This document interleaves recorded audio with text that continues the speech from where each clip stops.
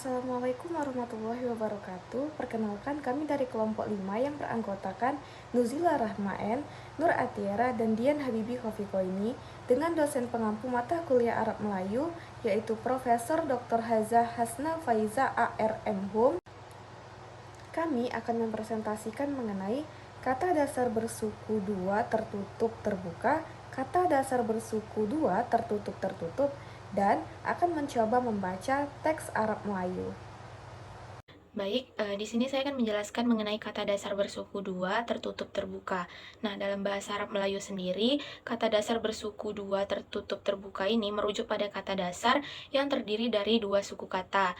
Nah, di mana pada suku kata pertama yaitu tertutup, umumnya diakhiri dengan konsonan, dan suku kata kedua terbuka diakhiri dengan huruf vokal yaitu a, i, u, e, o.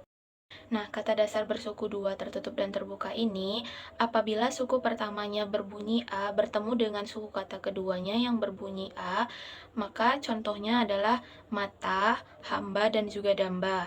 Nah, begitu juga dengan suku kata pertama yang berbunyi A bertemu dengan suku kata kedua berbunyi I. Contohnya adalah jari, kaki, dan janji.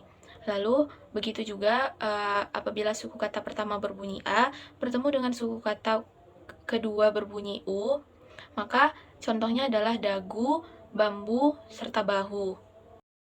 Nah, yang berikutnya itu adalah suku kata pertama berbunyi A bertemu dengan suku kata kedua berbunyi O. Maka contohnya itu adalah tambo dan juga ambo.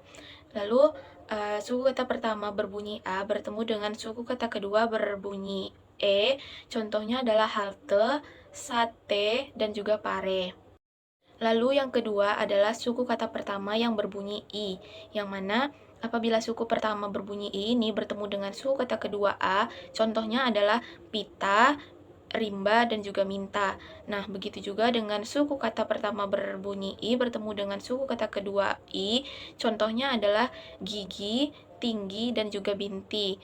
Lalu, suku kata pertama berbunyi I bertemu dengan suku kata kedua U, contohnya adalah rindu, pintu, serta siku. Nah, yang berikutnya itu adalah suku kata pertama yang berbunyi U bertemu dengan suku kata kedua berbunyi A, yang mana contohnya adalah tunda, jumpa, dan bunda. Lalu, suku kata pertama yang berbunyi U bertemu dengan suku kata kedua berbunyi I. Nah, contohnya itu adalah pundi, rugi, dan juga ragi. Lalu, suku kata pertama berbunyi U bertemu dengan suku kata kedua berbunyi U. Contohnya adalah buntu, kuku, dan juga tungku. Nah, yang berikutnya itu adalah suku kata pertama berbunyi E lemah bertemu dengan suku kata kedua berbunyi A. Contohnya adalah benda, reda, dan juga merta. Lalu, suku kata pertama berbunyi E bertemu dengan suku kata kedua berbunyi I. Contohnya adalah sendi, kendi, dan juga segi. Selanjutnya, kata dasar bersuku 2 tertutup tertutup. Suku kata tertutup ialah suku kata yang diakhiri dengan huruf konsonan. Setiap huruf saksi yaitu alif, waw, dan ya dalam suku kata tertutup dituliskan. Kata dasar bersuku 2 tertutup dalam Arab Melayu merujuk kepada kata-kata yang terdiri daripada dua suku kata, di mana setiap suku kata berakhir dengan konsonan sehingga menjadikannya tertutup. Contohnya dalam Arab Melayu termasuk kata-kata seperti berikut. Yang pertama ada lumpur. Lum dan pur, kedua suku kata berakhir dengan konsonan. Lalu ada bintang, bin dan tang, cantik, candanti, gembang, gembang. Itu yang terakhir ada mentah, men dan tah.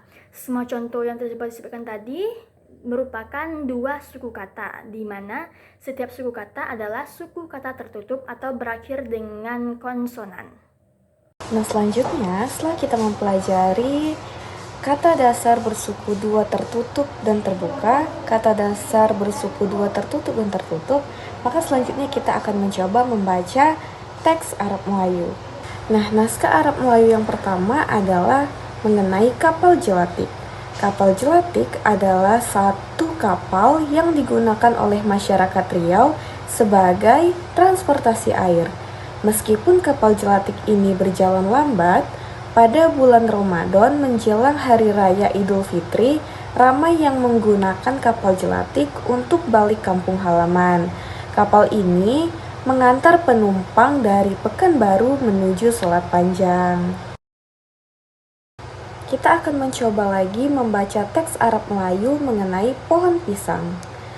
Apabila pisang masak, maka batang pisang akan ditebang. Mengapa begitu? Karena pisang hanya berbuah satu kali.